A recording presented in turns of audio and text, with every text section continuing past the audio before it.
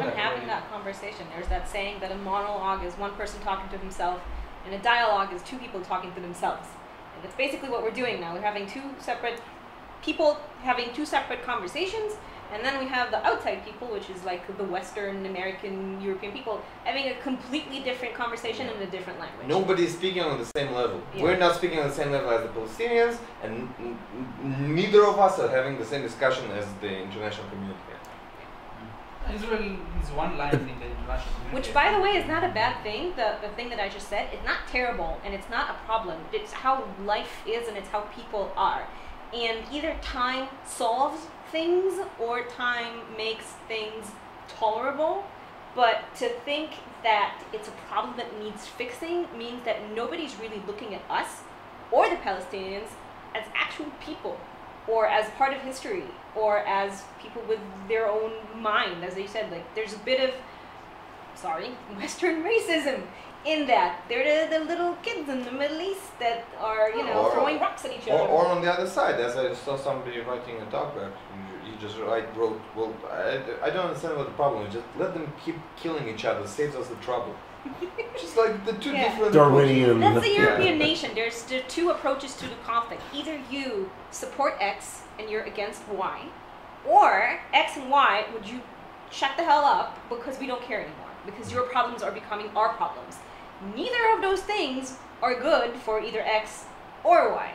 So I don't understand why this land with thousands of years of history of Jews and Arabs and many other nations, and a Jewish nation that existed here that was actually divided into a two-state solution, which was Israel and Judea.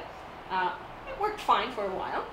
Well, they kept fighting each other for like 200 years. Nobody's like letting us live. Nobody lets you just live and then maybe look at it again in 60 years and see how it went. Because I don't think it will be very bad, because the moderate people of either side would want peace of mind and a little bit more quiet and a little bit more money and a little bit more, I don't know, talking to each other or something economical going on between the two nations. And the extremists would be more extreme, but then it will be easier to pinpoint what it is that they want or don't want to do. So I think time mends or heals all wounds, and we're just a natural process happening here, and it has happened here for thousands of years, and it will keep happening here for thousands of years until it's all dust and sand and we all die in the 50-degree weather. So. As long as Jews and Arabs are not meeting each other, as long as they're not speaking about these things, there will never be the same level of discussion. We're not speaking on the same levels just because we don't recognize or know anything about the claims of the other side. Because, well, I work in a museum for Islamic art, so I just see that most of Israeli kids, they're not racist. Nobody really hates Arabs. Most of them don't really know the difference between Muslims and Arabs at all. So as long as we don't have any way to discuss these issues on a level which is a little bit more than the token political issues being shown on the international news and international news media, we won't be able to have any real discussion on that. I don't agree with that. I don't think Israelis are, okay, maybe not in school. No, I mean, but after school, first of all, many of us live in the army, but we all live in this country, and we always have, even in the political level, we hear what they want. Okay.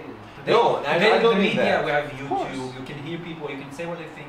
You have your project, which is a great project. I love this project because it shows how great it is. I mean, it shows the complexity of the things. When I was a kid, there was the war in Yugoslavia, and to me it was, oh sure, the Americans were the good ones. So to me it was complete. It was black and white story. Now when I've been there to Serbia, I've been in some international thing, and I understood. I'm not taking side, but I understood that there was no complete black and complete white. There were bad people from both sides, and there were good people, and both have some sort of claims. Doesn't matter which one is the more correct one, but it's neither black and white. And I think Israelis, the majority of them anyway, do understand the gray situation that we are. They do understand even the extreme right. If you make a survey in Israel, even the extreme right, not the extreme, not extreme extreme right, who accept the idea of a one-state solution. You make a survey, you can hear with all their leaders, I would say, they want to give them full rights to vote. Some of them. The majority, if you make a survey, you will see. There's a book now which is a bestseller in Israel. It's about that. Yeah, it's this journalist from Jerusalem Post, Caroline Glick. Yeah, and there is Litzur used to talk about it. All the leaders who talked about it, even Feiglin, which is a little bit fringy libertarian leader, even he, when he speaks about it, and he's not completely talking about full rights for Palestinians. He's talking them more like a Puerto Rican sort of citizenship, and I'm actually arguing with him a lot about this. Even he slowly moves into a complete thing, because to them the land is more important than the people. I mean, doesn't care. No, that's cool. I just wanted to correct myself. But the majority accept the situation, the moral questions. The problem usually here is practical, because there is also people here. That's a problem. No, I just wanted to correct myself.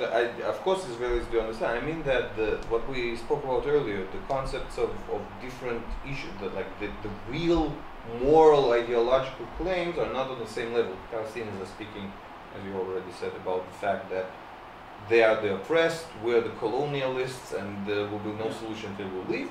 We're speaking about our claims and our recognition of Jerusalem and our rights in Judea and Samaria, and given that we may be ready to give up on these lands, and the international community is speaking about a totally functional judicial solution of technical separation, and that's it, and that's the peace accord, that's the agreement. None of these are meeting together into anything real, practical.